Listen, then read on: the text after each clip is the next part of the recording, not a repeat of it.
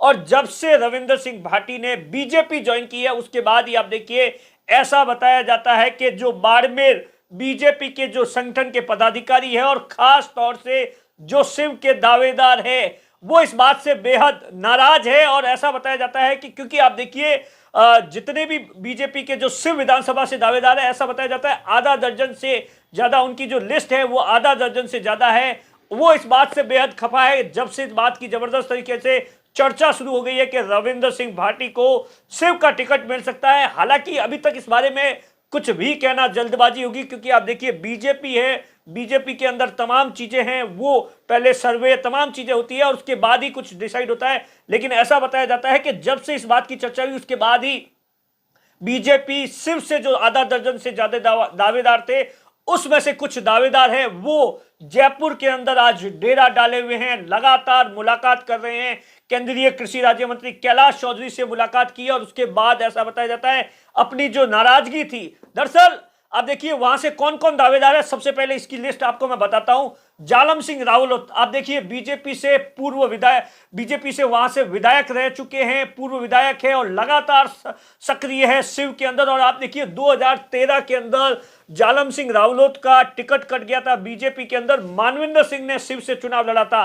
लेकिन उसके बाद इस बार वो अपनी दावेदारी है पूरी तरीके से जोर आजमाइश कर रहे हैं लगातार। आप देखिए उनकी एक अलग पैठ है उस इलाके के अंदर ऐसा कहा जाता है। और उसके बाद आप देखिए और इसीलिए ऐसा बताया जाता है कि दिल्ली के अंदर डेरा डाले हुए हैं जालम सिंह रावलोत है वो लगातार अपनी टिकट को लेकर। और कहा यह भी जा रहा है अब जितने भी दावेदार हैं वो सब एक हो गए हैं कि हम में से किसी को टिकट मिले तो कोई नहीं, लेकिन किसी और को टिकट नहीं मिलना चाहिए। इस तरीके की चर्चा जबरदस्त तरीके से चल रही है और इसी बात को लेकर दिल्ली से लेकर जयपुर तक लगातार विरोध प्रदर्शन किया जा रहा है, अपनी नाराजगी जाहिर करवाई जा रही है। और देखिए दूसरी ओर आप देखिए दूसरे जो बड़े नेता है खंगार सिंह, आप देखिए खंगार सिंह ने 2018 का विधानसभा का चुनाव लड़ा था। उसके बाद इस बार ऐसा माना जाता है कि सर्वे लिस्ट में उनका नाम है वो 1 या 2 नंबर पर है, लगातार सक्रिय रहे हैं। और ऐसा माना जाता है कि अगर जिस सर्वे और तमाम रिपोर्ट्स देखी गई तो खंगार सिंह है वो मजबूत दावेदार हो सकते हैं। और इसी बात से आप देखिए जब कोई आदमी 5 साल की मेहनत करता है, तमाम चीजों को लेकर करता है, उसके बाद में टिकट देने की बारी आती है, इस तरीके से किसी की एंट्री हो जाती है तो उन नेताओं के लिए तो आप सोचिए रातों रात है जमीन खिसक जाती है। और इसी बात से आप देखिए स्वरूप सिंह खारा जो कि लगातार पिछले 8-10 सालों से लगातार आप देखिए आरएसएस से जुड़े हुए रहे, बॉर्डर के मामलों को लेकर आरएसएस की ओर से प्रमुख बात रखते हैं। और इस बार 2018 में भी आप देखिए स्वरूप सिंह खारा लगातार कोशिश कर रहे थे और उनके लिए तो ऐसा बताया जाता है कि आरएसएस ने पूरा पावर लगा दिया था 2018 के अंदर।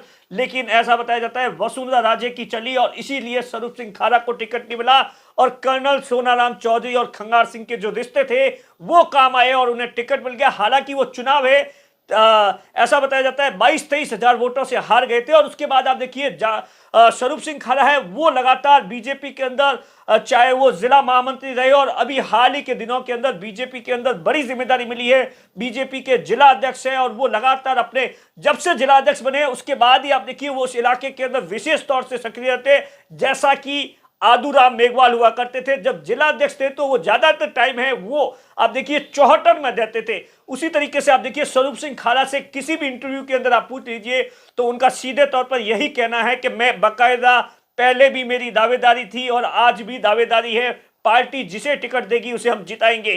तो स्वरूप सिंह खारा तीसरा बड़ा नाम है। उसके बाद आप देखिए गिरधर सिंह कोटड़िया जो कि लगातार ये भी इन्होंने भी अपनी दावेदारी पेश की थी और ऐसा बताया जाता है कि एक इंटरव्यू के दौरान जब इनसे पूछा गया तो इन्होंने रविंदर सिंह भाटी पर क्या कुछ कमेंट किया था और उसका बकायदा रविंदर सिंह भाटी ने हाल ही के दिनों में जवाब भी दिया है। लेकिन आप देखिए और इसके अलावा भी बहुत सारे ऐसे नाम हैं, वीरम सिंह करके है जो कि हरि सिंह सोडा है वहां के एक्स एमएलए हैं, उनका बेटा है, वो लगातार आपने देखा होगा पिछले 1 महीने भर से लगातार सैकड़ों गाड़ियों के साथ में एक जगह कई जगहों पर शक्ति प्रदर्शन करते नजर आए। उन्होंने भी अपनी टिकट को लेकर मजबूत पैरवी की है।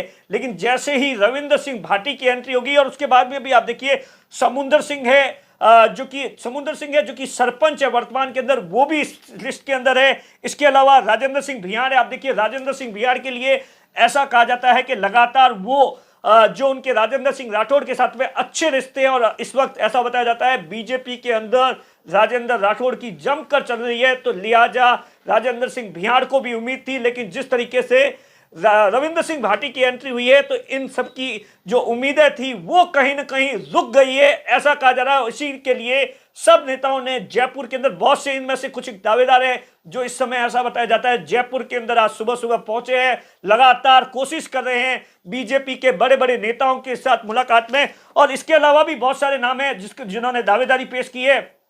एक नाम है डॉक्टर गिरधर सिंह ताणू हैं, जो कि ऐसा बताया जाता है कैंसर के डॉक्टर है, वो भी लगातार कोशिश कर रहे हैं टिकट को लेकर। और अब जिस तरीके से रविंद्र सिंह भाटी की एंट्री के बाद में यहां की टिकट को लेकर बड़ा पेच फंसा हुआ है।